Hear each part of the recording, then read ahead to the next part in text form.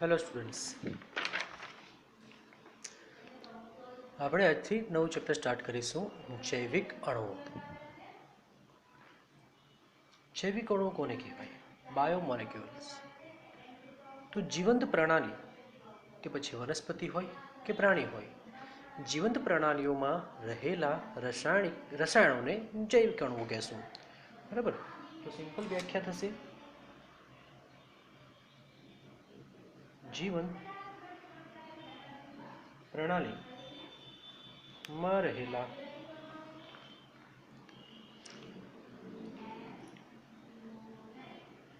રાસાયણિક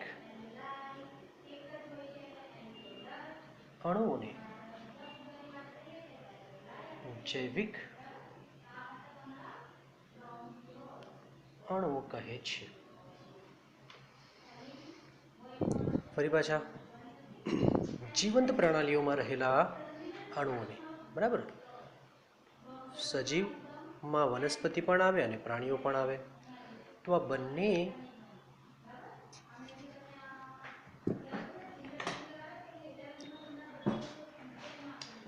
પ્રકારના સજીવોમાં રહેલા અણુઓને શું કહેવામાં આવે? જૈવિક અણુઓ. કેટલાક જૈવિક અણુઓ છે તો જુઓ. પ્રથમ આવે કાર્બોહાઈડ્રેટ, બરાબર.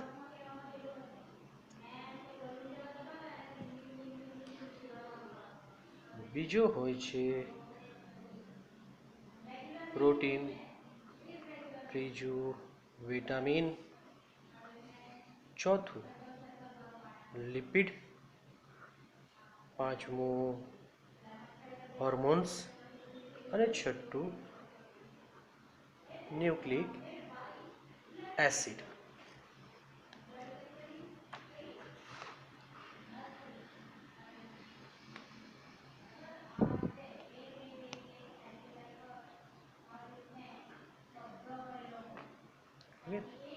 Carbohydrates, lipid, protein, hormones, vitamins અને શું કહ્યું? Nucleic acid. પ્રથમ આપણે જોશું કાર્બોહાઈડ્રેટ, બરાબર. કાર્બોહાઈડ્રેટ્સ શરૂઆતમાં આ સંયોજનોને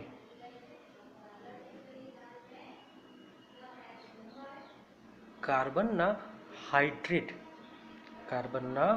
હાઇડ્રેટ તરીકે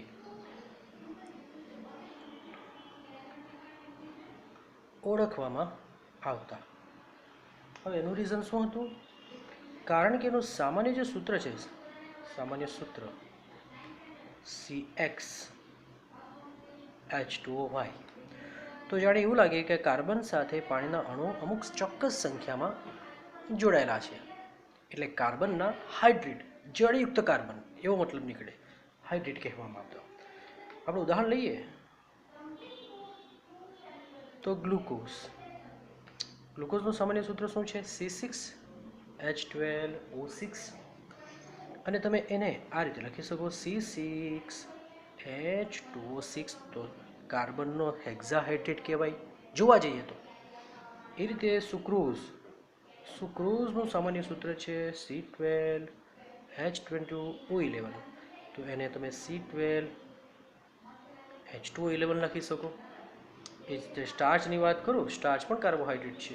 એનું સામાન્ય સૂત્ર C6H10O5. એન ટાઈમ હોય તો એને આપણે C6H2O5 એન ટાઈમ લખી શકીએ.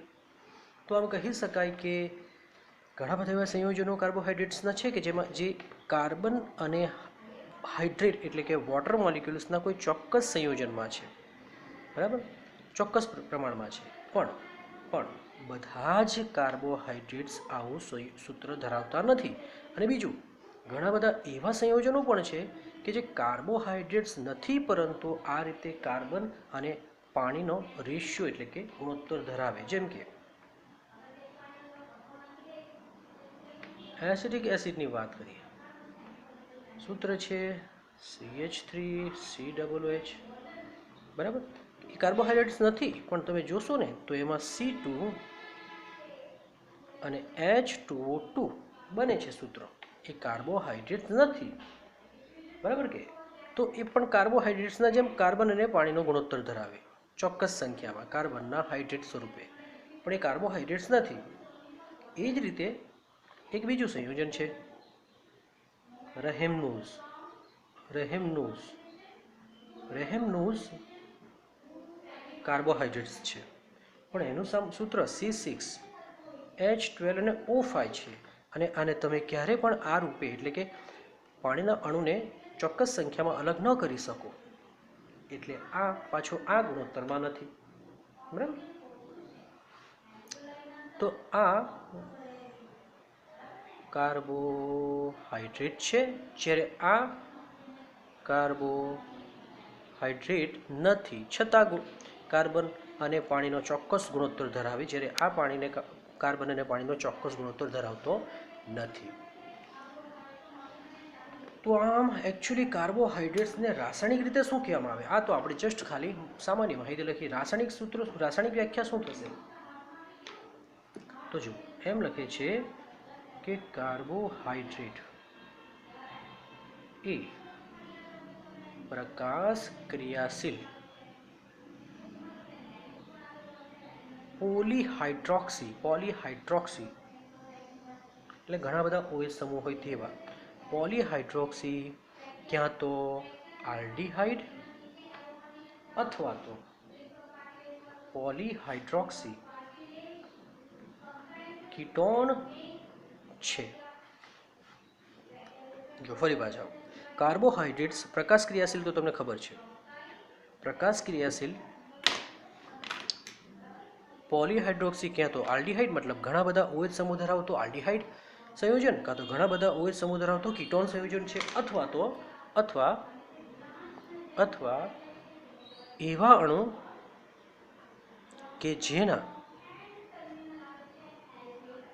જળ વિભાજનથી, કદાચ મોટો અણુ હોય, જેમ કે આવો, તો આનું જળ વિભાજન કરીએ તો પાછા આવા નાના અણુ મળે. કહેવાનો મતલબ કે એવા અણુ કે જેના જળ વિભાજનથી પાછા આપણને આવા જ ભાગો મળે, એટલે જેના જળ વિભાજનથી આવા એકમો, આવા એટલે કે એવા પોલીહાઇડ્રોક્સી આલ્ડીહાઇડ અને પોલીહાઇડ્રોક્સી કીટોન એકમો મળે, તેને કાર્બોહાઈડ્રેટ્સ કહેવાય. તો આ કાર્બોહાઈડ્રેટ્સની રાસાયણિક વ્યાખ્યા થઈ ગઈ. સામાન્ય રીતે સ્વાદે કેવા આવે? ગળ્યા, બરાબર, ગળ્યા. અને એટલે એને શર્કરા કહેવામાં આવે. કાર્બોહાઈડ્રેટ્સને મોટે ભાગે શું કહેવામાં આવે? શર્કરા, કારણ કે સ્વાદે કેવા હોય? ગળ્યા. પણ એવા બી છે કે જે સ્વાદે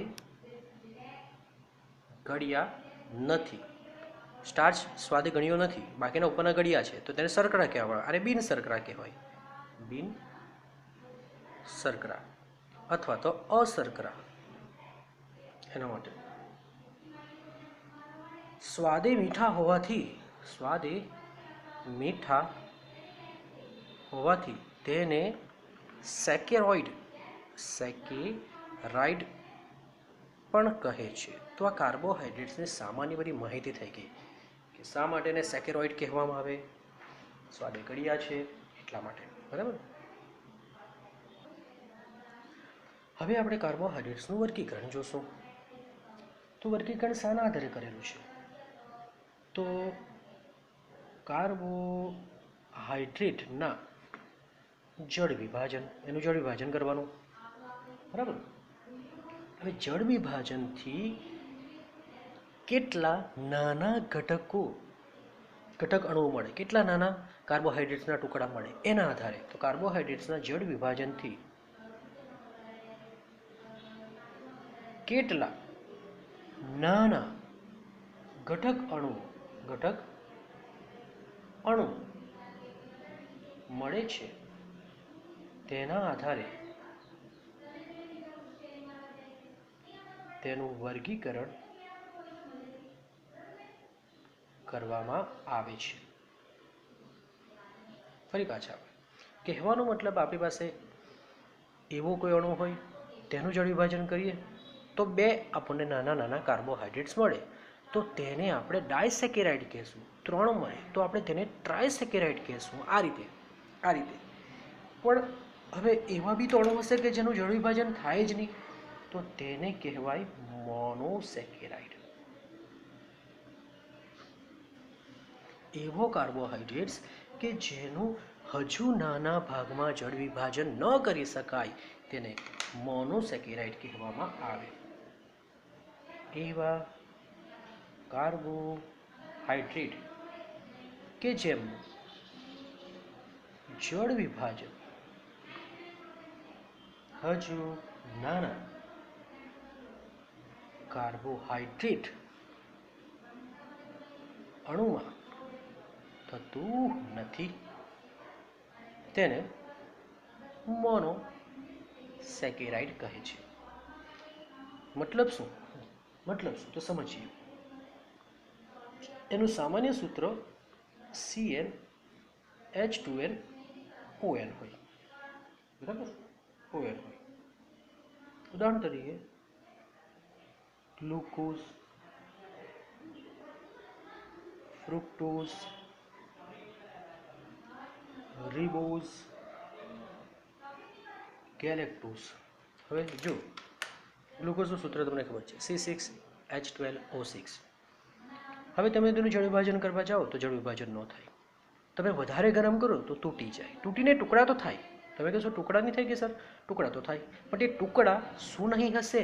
કાર્બોહાઈડ્રેટ્સનો ગુણધર્મ ધરાવતો ન હશે. આપણે તો ખાલી જળ વિભાજન કરવાનું, અને જળ વિભાજનથી એવા જ ટુકડા મળવા જોઈએ કે જે કાર્બોહાઈડ્રેટ્સનો ગુણધર્મ ધરાવતો હોવો જોઈએ. તો મોનોસેકેરાઇડ એટલે એવા કે જેને જળ વિભાજનથી હજુ નાના કાર્બોહાઈડ્રેટ્સમાં રૂપાંતર ન કરી શકાય, અને તેવા આપણી ટેક્સ્ટ બુકમાં 4 જ છે. તમારે ખૂબ અગત્યના 4 યાદ રાખવાના, જેનું સામાન્ય સૂત્ર આ છે. ચાલો, હવે બીજું આવે ઓલિગોસેકેરાઇડ. સેકેરાઇડ કેમ કીધું? મીઠા છે એના માટે.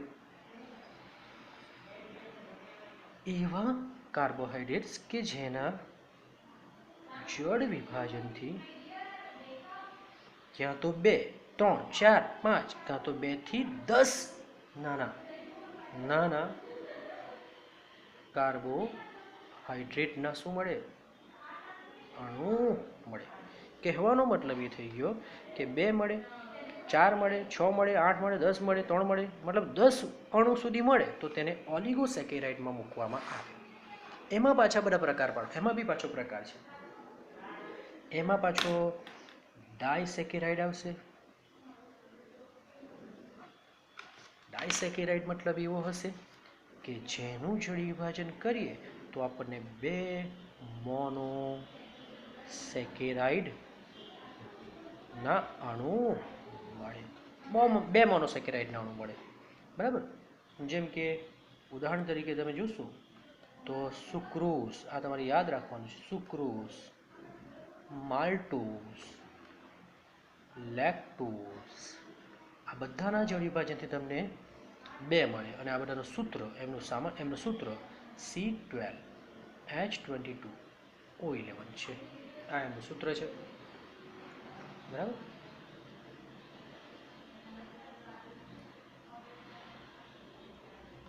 એ જ રીતે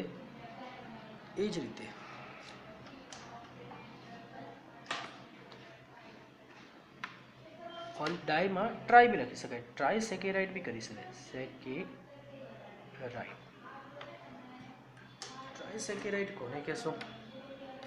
ટ્રાયસેકેરાઇડ મતલબ એનું જળ વિભાજન કરવા માટે પહેલાં તો 2 પાણીના અણુ જોઈશે, અને તમને 3 મોનોસેકેરાઇડના અણુ મળે. એનું ઉદાહરણ છે રેફિનોઝ, અને એનું સૂત્ર C18H32O16 છે. તે વિશે ટેટ્રાસેકેરાઇડ બી આવી શકે. એના જળ વિભાજન માટે 3 પાણીના અણુ જોઈએ, અને આપણને 4 શું મળશે? 4 મોનોસેકેરાઇડ મળે. એનું ઉદાહરણ છે, આ ઉદાહરણ યાદ રાખવાના છે. એનું ઉદાહરણ છે સ્ટેચ્યુઝ, સ્ટેચ્યુઝ, જીયુઝ. અને એનું સામાન્ય સૂત્ર C24 H46 અને O23 છે. બરાબર. અને છેલ્લું છે ત્રીજો પ્રકાર આપણે તો મોનો, પોલી અને ત્રીજો આવે પોલીસેકેરાઇડ. પોલીસેકેરાઇડ મતલબ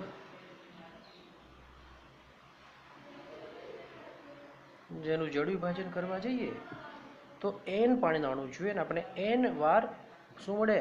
મોનો સેકેરાઇડ, એટલે અસંખ્ય મળે, સેકેરાઇડ મળે. અને એના ઉદાહરણ છે સ્ટાર્ચ, સેલ્યુલોઝ, ગ્લાયકોજન, ગુંદર. બરાબર. અને આ બધા જ સ્વાદવિહીન એટલે કે અશર્કરા, મીઠા ન હોય, ગળ્યા ન હોય, એટલે અશર્કરા છે. બરાબર. હવે આપણે જોશું મોનોસેકેરાઇડનું નામકરણ કેવી રીતે કરવામાં આવે. તો મોનોસેકેરાઇડના નામને પછાડી ઓઝ પ્રત્યય આવે, એટલું યાદ રાખજો. ઓઝ પ્રત્યય આવે, પણ કાર્બનની સંખ્યા અને ક્રિયાશીલ સમૂહ પ્રમાણે એનું નામ બદલાય છે. જેમ કે જુઓ, કાર્બનની સંખ્યા એક તરફ લખીએ. જો તે આલ્ડીહાઇડ ક્રિયાશીલ સમૂહ ધરાવતો હોય, આલ્ડીહાઇડ, તો શું? અને જો કીટોન્સ ક્રિયાશીલ સમૂહ ધરાવે તો શું? આપણે વાત કરી ગયા કાર્બોહાઈડ્રેટ્સ એ પોલીહાઇડ્રોક્સી આલ્ડીહાઇડ ક્યાં તો પોલીહાઇડ્રોક્સી કીટોન છે, કાં તો એવા સંયોજનો કે જેના જળ વિભાજનથી પાછા એ મળતા હોય. હવે જો 3 કાર્બન હોય તો ટ્રાય અને પછી ઓઝ એટલે ટ્રાયોઝ વર્ડ બનશે. 4 કાર્બન હોય તો ટેટ્રોઝ નામ બને. 5 હોય તો પેન્ટોઝ બને અને 6 હોય તો હેક્ઝોઝ બને. ઓઝ લગાવ્યો. પણ જો એમાં પાછો 3 કાર્બન અને આલ્ડીહાઇડ સમૂહ હોય તો તમારે નામ લગાવવું પડે આલ્ડોટ્રાયોઝ. શું સમજ્યા? કે 3 કાર્બન છે પણ ક્રિયાશીલ સમૂહ કયો છે? આલ્ડીહાઇડ, તો આલ્ડોટ્રાયોઝ. 4 કાર્બન અને ક્રિયાશીલ સમૂહ આલ્ડીહાઇડ તો આલ્ડોટેટ્રોઝ, આલ્ડોપેન્ટોઝ, આલ્ડોહેક્ઝોઝ. બરાબર. તે જ રીતે અગર કીટોન હોય ને 3 કાર્બનની સંખ્યા ધરાવતો સંયોજન હોય તો તમારે લખવાનું કીટોટ્રાયોઝ, કીટોટેટ્રોઝ, કીટોપેન્ટોઝ, કીટોહેક્ઝોઝ. બરાબર. આ રીતનું છે. તમે ગ્લુકોઝ અને ફ્રક્ટોઝ વિશે તમે જાણો છો. ગ્લુકોઝનું સામાન્ય સૂત્ર C6H12O6 છે અને આનું બી સામાન્ય સૂત્ર C6H12O6 છે. આ આલ્ડીહાઇડ સમૂહ ધરાવતો સંયોજન છે, જ્યારે આ કીટોન સમૂહ ધરાવતો સંયોજન છે. તો આનું નામ 6 કાર્બન અને આલ્ડીહાઇડ એટલે આનું નામ આવશે આલ્ડોહેક્ઝોઝ. જ્યારે આ કીટોન સમૂહ ધરાવે માટે એને કહેશું કીટોહેક્ઝોઝ. બરાબર કે નહીં? હવે અહીં સુધી બરાબર છે. હવે આપણે જ્યારે ગ્લુકોઝ અને ફ્રુક્ટોઝના બંધારણીય સૂત્રનો વધુ અભ્યાસ કરીશું તો તમે જોશો કે ગ્લુકોઝમાં એના બંધારણમાં એક ચક્ર આવે આ રીતનું 1 2 3 4 5 કાર્બન અને ઓક્સિજન ચક્ર આવે. આને પાયરેન કહેવામાં આવે. અને કે ફ્રુક્ટોઝમાં આ પ્રકારનું 4 કાર્બન અને ઓક્સિજન અને ફ્યુરાન સ્ટ્રક્ચર કહેવામાં આવે. તો ગ્લુકોઝનું નામકરણ પાયરેન ચક્ર ધરાવતો હોવાથી અને ઘણીવાર ગ્લુકોપાયરેનોઝ પણ કહેવામાં આવે, જ્યારે આને ફ્યુરાન ચક્ર ધરાવતો હોય ફ્યુરાનોઝ પણ કહેવામાં આવે. બરાબર. તો આ રીતે ગ્લુકોઝનું નામ છે ગ્લુકોપાયરેનોસ, કાં તો એને આલ્ડોહેક્ઝોસ પણ કહેવાય, પણ ચક્રીય બંધારણને ધ્યાનમાં લે તો આ નામ બને. બરાબર. હવે ગ્લુકોઝની બનાવટની વાત કરીશું. ગ્લુકોઝની બનાવટ.